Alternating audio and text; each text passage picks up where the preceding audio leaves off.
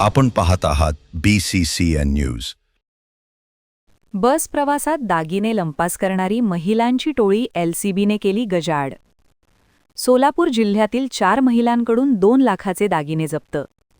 बस प्रवासादरम्यान प्रवाशांच्या पिशव्यांतून सोन्याचे दागिने लंपास करणाऱ्या महिलांच्या टोळीला बुलढाणा स्थानिक गुन्हे शाखेच्या पथकाने गोपनीय माहिती व CCTV फुटेजच्या आधारे अटक केली आहे. फेमिना बी नूर मुहम्मद यांच्या तक्रारीनुसार त्या 4 फेब्रुवारीला देऊळगाव राजा ते देऊळगाव मही दरम्यान बसने प्रवास करत असताना 4 अज्ञात महिलांनी त्यांच्या पिशवीतील सोन्याचे अंदाजे 2 लाख किमतीचे दागिने असलेले पाकिट लंपास केले होते. या प्रकरणी देऊळगाव राजा पोलीस ठाण्यात गुन्हा दाखल झाला होता. CCTV फुटेजच्या आधारे केलेल्या तपास दरम्यान स्थानिक गुन्हे शाखेच्या पथकाने 9 फेब्रुवारीला सोलापूर जिल्ह्यातील नंदिनी सुरी गड्डी, पार्वती राकेश गड्डी, कस्तुरी राम गड्डी आणि लक्ष्मी व्यंकटेश मच्छा यांना ताब्यात घेतले.